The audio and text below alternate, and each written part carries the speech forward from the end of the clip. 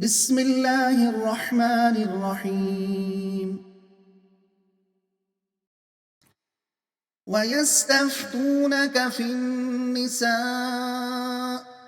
قل الله يفتيكم فيهن وما يتلى عليكم في الكتاب في يتامى النساء اللاتي لا تؤتونهن ما كتب لهن وترغبون أن تنكحوهن والمستضعفين من الولدان وأن تقوموا لليتامى بالقسط وما تفعلوا من خير فإن الله كان به عليما. وإن امرأة خافت من بعلها نشوزا أو إعراضا فلا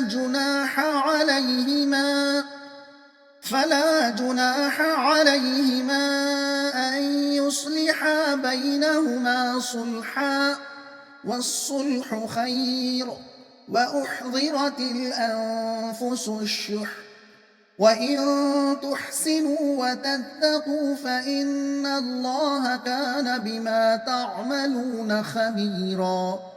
ولن تستطيعوا أن تعدلوا بين النساء ولو حرصتم فلا تميلوا كل الميل فتذروها كالمعلقة وإن تصلحوا وتتقوا فإن الله كان غفورا رحيما. وإن يتفرقا يغن الله كلا من سعته وكان الله واسعا حكيما. ولله ما في السماوات وما في الأرض ولقد وصينا الذين أوتوا الكتاب من قبلكم وإياكم أن اتقوا الله وإن تكفروا فإن لله ما في السماوات وما في الأرض وكان الله غنيا حميدا. ولله ما في السماوات وما في الأرض وكفى بالله وكيلا.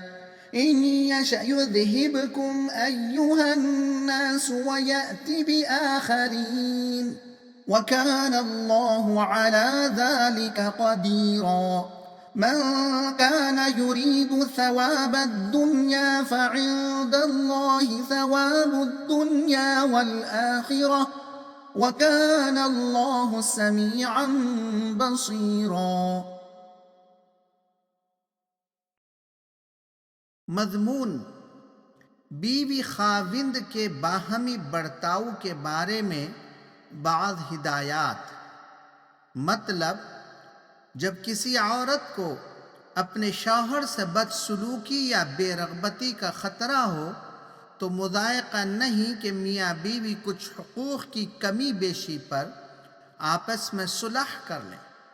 सुलह बहरहाल बेहतर है तलाक़ या जुदाई से। मर्द को चाहिए कि इस औरत के साथ जो बरसों रफ़ीक़ ज़िंदगी रही है एहसान से पेश आए और उस खुदा से डरे जो अगर इंसान की खामियों के सबब अपनी नज़र इल्तिफ़ात फेर ले तो इसका दुनिया में कहीं ठिकाना न रहे। एक बीवी की तरफ इस तरह न झुक जाओ कि दूसरी को फरामोश कर दो। अल्लाह से डरते रहो और अगर तलाक़ की नौबत आ जाए तो अल्लाह ख़ज़ाना गैब से उनकी मदद करेगा और एक को दूसरे की मुहताजी से बेनियाज कर देगा।